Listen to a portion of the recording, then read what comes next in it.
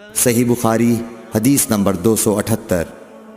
نبی کریم صلی اللہ علیہ وسلم نے فرمایا، بنی اسرائیل ننگے ہو کر اس طرح نہاتے تھے کہ ایک شخص دوسرے کو دیکھتا، لیکن حضرت موسیٰ تنہا پردے سے غسل فرماتے۔ اس پر انہوں نے کہا کہ بخدا موسیٰ کو ہمارے ساتھ غسل کرنے میں صرف یہ چیز مانے ہے کہ آپ کے خصیے بڑھے ہوئے ہیں۔ ایک مرتبہ موسیٰ علیہ السلام غسل کرنے لگے اور آپ نے کپڑوں کو ایک پتھر پر رکھ دیا، اتنے میں پتھر کپڑوں کو لے بھاگا اور موسیٰ بھی اس کے پیچھے بڑی تیزی سے دوڑے۔ آپ کہتے جاتے تھے، اے پتھر میرا کپڑا دے، اے پتھر میرا کپڑا دے۔ اس عرصے میں بنی اسرائیل نے موسیٰ علیہ السلام کو ننگا دیکھ لیا اور کہنے لگے کہ بخدا موسیٰ کو کوئی بیماری نہیں، اور موسیٰ علیہ السلام نے کپڑا لیا اور پتھر کو مارنے لگے۔ ابو ہریرہ رضی اللہ تعالی عنہ نے کہا کہ بخدا اس پتھر پر 6 یا 7 مار کے نشان باقی ہیں۔ صحیح بخاری حدیث نمبر 279۔ نبی کریم صلی اللہ علیہ وسلم نے فرمایا، ایک بار ایوب علیہ السلام ننگے غسل فرما رہے تھے کہ سونے کی ٹڈیاں آپ پر گرنے لگیں۔ حضرت ایوب علیہ السلام انہیں اپنے کپڑے میں سمیٹنے لگے، اتنے میں ان کے رب نے انہیں پکارا کہ اے ایوب، کیا میں نے تمہیں اس چیز سے بے نیاز نہیں کر دیا جسے تم دیکھ رہے ہو؟ ایوب علیہ السلام نے جواب دیا، ہاں تیری بزرگی کی قسم، لیکن تیری برکت سے میرے لیے بے نیازی کیوں کر ممکن ہے۔ صحیح بخاری حدیث نمبر 280۔ ام ہانی بنت ابی طالب کو یہ کہتے سنا کہ میں فتح مکہ کے دن رسول اللہ صلی اللہ علیہ وسلم کی خدمت میں حاضر ہوئی تو میں نے دیکھا کہ آپ غسل فرما رہے ہیں اور فاطمہ رضی اللہ تعالی عنہ نے پردہ کر رکھا ہے۔ نبی اکرم صلی اللہ علیہ وسلم نے پوچھا، یہ کون ہیں؟ میں نے عرض کیا کہ میں ام ہانی ہوں۔ صحیح بخاری حدیث نمبر 281۔ حضرت میمونہ رضی اللہ تعالی عنہا نے کہا، جب نبی کریم صلی اللہ علیہ وسلم غسل جنابت فرما رہے تھے میں نے آپ کا پردہ کیا تھا تو آپ نے پہلے اپنے ہاتھ دھوئے، پھر داہنے ہاتھ سے بائیں پر پانی بہایا اور شرمگاہ دھوئی اور جو کچھ اس میں لگ گیا تھا اسے دھویا، پھر ہاتھ کو زمین یا دیوار پر رگڑ کر دھویا، پھر نماز کی طرح وضو کیا پاؤں کے علاوہ، پھر پانی اپنے سارے بدن پر بہایا اور اس جگہ سے ہٹ کر دونوں قدموں کو دھویا۔ صحیح بخاری حدیث نمبر 282۔ ام المومنین ام سلمہ رضی اللہ تعالی عنہ نے فرمایا کہ ام سلیم ابو طلحہ رضی اللہ عنہ کی عورت رسول اللہ صلی اللہ علیہ وسلم کی خدمت میں حاضر ہوئیں اور کہا کہ اللہ تعالی حق سے حیا نہیں کرتا، کیا عورت پر بھی جب کہ اسے احتلام ہو غسل واجب ہو جاتا ہے؟ تو رسول اللہ صلی اللہ علیہ وسلم نے فرمایا، ہاں اگر اپنی منی کا پانی دیکھے تو اسے بھی غسل کرنا ہوگا۔ صحیح بخاری حدیث نمبر 283۔ مدینے کے کسی راستے پر نبی کریم صلی اللہ علیہ وسلم سے ابو ہریرہ رضی اللہ تعالی عنہ کی ملاقات ہوئی۔ اس وقت ابو ہریرہ جنابت کی حالت میں تھے۔ ابو ہریرہ رضی اللہ تعالی عنہ نے کہا کہ میں پیچھے رہ کر لوٹ گیا اور غسل کر کے واپس آیا تو رسول اللہ صلی اللہ علیہ وسلم نے دریافت فرمایا کہ اے ابو ہریرہ کہاں چلے گئے تھے؟ انہوں نے جواب دیا کہ میں جنابت کی حالت میں تھا، اس لیے میں نے آپ کے ساتھ بغیر غسل کے بیٹھنا برا جانا۔ آپ صلی اللہ علیہ وسلم نے ارشاد فرمایا، سبحان اللہ، مومن ہرگز نجس نہیں ہو سکتا۔ صحیح بخاری حدیث نمبر 284۔ نبی صلی اللہ علیہ وسلم اپنی تمام ازواج کے پاس ایک ہی رات میں تشریف لے گئے۔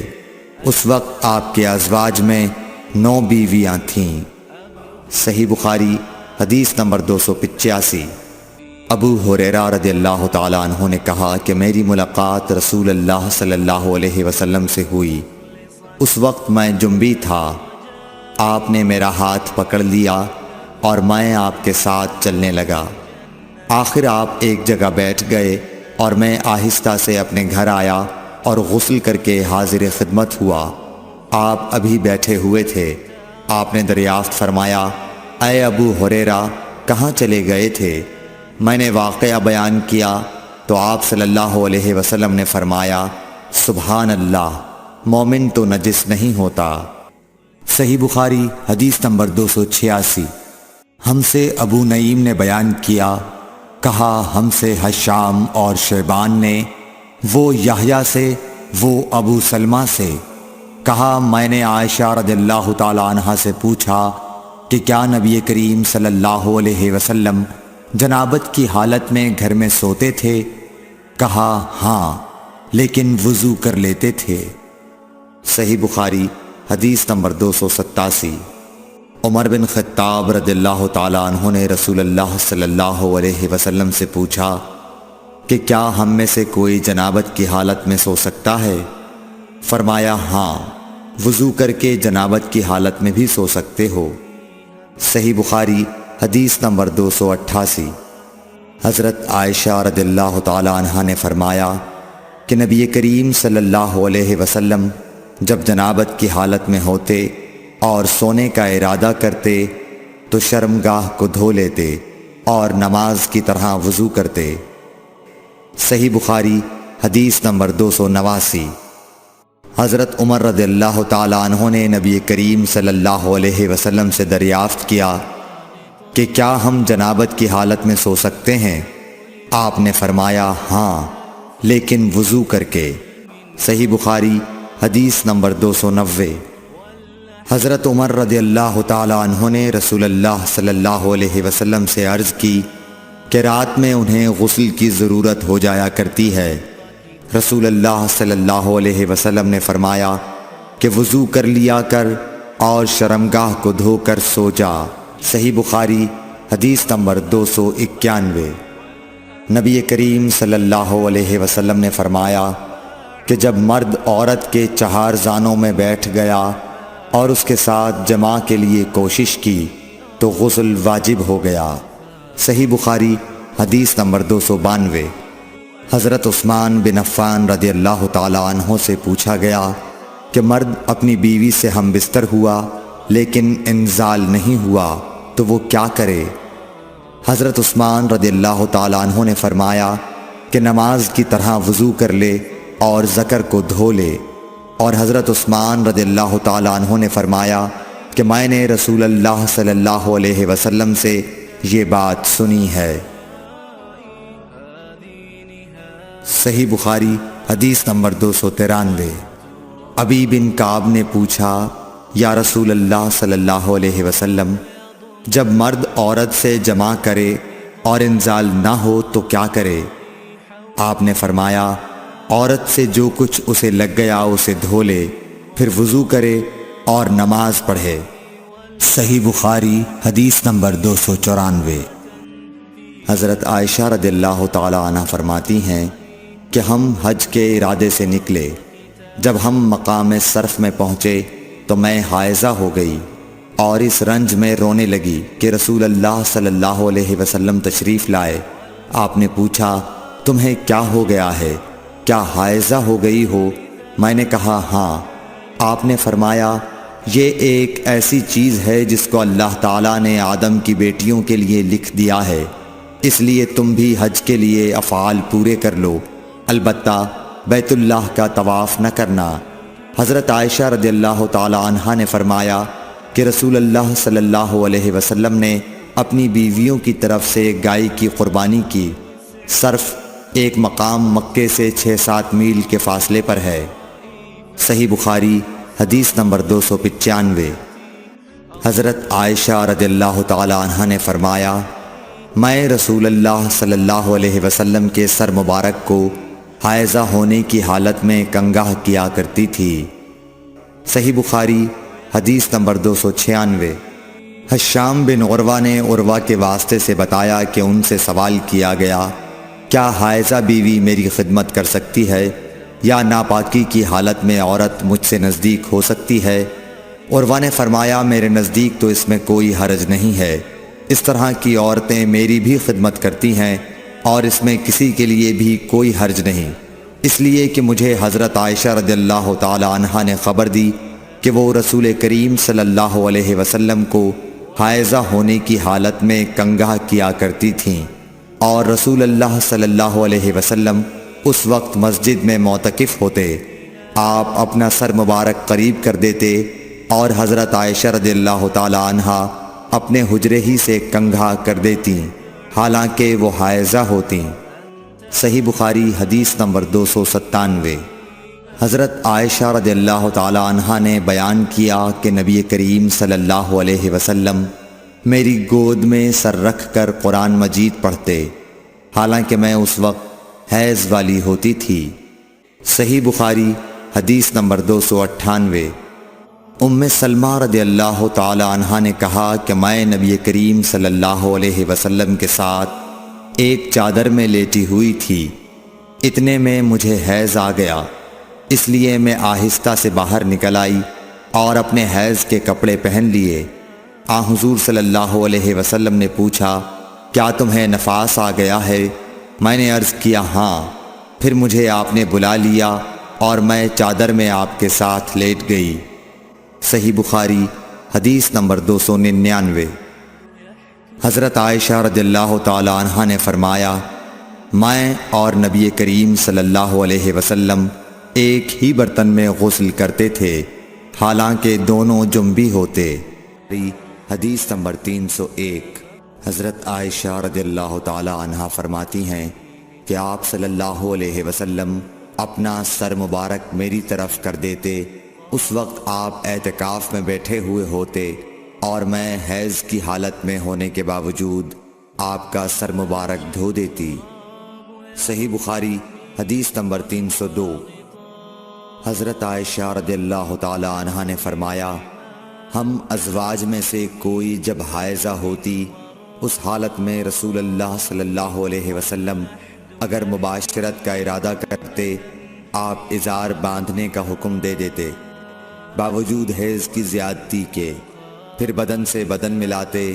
آپ نے کہا، تم میں ایسا کون ہے جو نبی کریم صلی اللہ علیہ وسلم کی طرح اپنی شہوت پر قابو رکھتا ہو؟ صحیح بخاری حدیث نمبر 303۔ نبی کریم صلی اللہ علیہ وسلم اپنی بیویوں میں سے کسی سے مباشرت کرنا چاہتے اور وہ حائضہ ہوتی تو آپ کے حکم سے وہ پہلے ازار باندھ لیتی۔ صحیح بخاری حدیث نمبر 304۔ رسول کریم صلی اللہ علیہ وسلم عید الاضحیٰ یا عید الفطر میں عیدگاہ تشریف لے گئے۔ وہاں آپ عورتوں کے پاس سے گزرے اور فرمایا، اے عورتوں کی جماعت، صدقہ کرو، کیونکہ میں نے جہنم میں زیادہ تم ہی کو دیکھا ہے۔ انہوں نے کہا، یا رسول اللہ صلی اللہ علیہ وسلم، ایسا کیوں؟ آپ نے فرمایا کہ تم لعن طعن بہت کرتی ہو اور شوہر کی ناشکری کرتی ہو، باوجود عقل اور دین میں ناقص ہونے کے میں نے تم سے زیادہ کسی کو بھی ایک عقل مند اور تجربہ کار آدمی کو دیوانہ بنا دینے والا نہیں دیکھا۔ عورتوں نے عرض کی کہ ہمارے دین اور ہماری عقل میں نقصان کیا ہے یا رسول اللہ؟ آپ نے فرمایا، کیا عورت کی گواہی مرد کی گواہی سے نصف نہیں ہے؟ انہوں نے کہا، جی ہے۔ آپ نے فرمایا، بس یہی اس کی عقل کا نقصان ہے۔ پھر آپ نے پوچھا، کیا ایسا نہیں ہے کہ جب عورت حائضہ ہو تو نہ نماز پڑھ سکتی ہے نہ روزہ رکھ سکتی ہے؟ عورتوں نے کہا، ایسا ہی ہے۔ آپ نے فرمایا کہ یہی اس کے دین کا نقصان ہے۔ صحیح بخاری حدیث نمبر 305۔ حضرت عائشہ رضی اللہ تعالی عنہا نے فرمایا کہ ہم رسول اللہ صلی اللہ علیہ وسلم کے ساتھ حج کے لیے اس طرح نکلے کہ ہماری زبانوں پر حج کے علاوہ اور کوئی ذکر ہی نہ تھا۔ جب ہم مقام صرف پہنچے تو مجھے حیض آ گیا۔ اس غم سے میں رو رہی تھی کہ نبی صلی اللہ علیہ وسلم تشریف لائے۔ آپ نے پوچھا، کیوں رو رہی ہو؟ میں نے کہا، کاش میں اس سال حج کا ارادہ ہی نہ کرتی۔ آپ نے فرمایا، شاید تمہیں حیض آ گیا ہے۔ میں نے کہا، جی ہاں۔ آپ نے فرمایا، یہ چیز تو اللہ تعالیٰ نے آدم کی بیٹیوں کے لیے مقرر کر دی ہے، اس لیے تم جب تک پاک نہ ہو جاؤ طواف بیت اللہ کے علاوہ حاجیوں کی طرح تمام کام انجام دو۔ صحیح بخاری حدیث نمبر 306۔ فاطمہ ابی حبیش کی بیٹی نے رسول کریم صلی اللہ علیہ وسلم سے کہا کہ یا رسول اللہ صلی اللہ علیہ وسلم، میں تو پاک ہی نہیں ہوتی، تو کیا میں نماز بالکل چھوڑ دوں؟ حضور صلی اللہ علیہ وسلم نے فرمایا کہ یہ رگ کا خون ہے، حیض نہیں، اس لیے جب حیض کے دن جن میں کبھی پہلے تمہیں عادتاً حیض آیا کرتا تھا آئیں تو نماز چھوڑ دے، اور جب اندازے کے مطابق وہ دن گزر جائیں تو خون دھو ڈال اور نماز پڑھ۔ صحیح بخاری حدیث نمبر 307۔ ایک عورت نے رسول کریم صلی اللہ علیہ وسلم سے سوال کیا۔ اس نے پوچھا کہ یا رسول اللہ، آپ ایک ایسی عورت کے متعلق کیا فرماتے ہیں جس کے کپڑے پر حیض کا خون لگ گیا ہو؟ تو رسول اللہ صلی اللہ علیہ وسلم نے فرمایا کہ اگر کسی عورت کے کپڑے پر حیض کا خون لگ جائے تو چاہیے کہ اسے رگڑ ڈالے، اس کے بعد اسے پانی سے دھوئے، پھر اس کپڑے میں نماز پڑھ لے۔ صحیح بخاری حدیث نمبر 308۔ حضرت عائشہ رضی اللہ تعالی عنہا نے فرمایا کہ ہمیں حیض آتا تو کپڑے کو پاک کرتے وقت ہم خون کو مل دیتے، پھر اس جگہ کو دھو لیتی اور تمام کپڑے پر پانی بہا دیتی اور اسے پہن کر نماز پڑھتی۔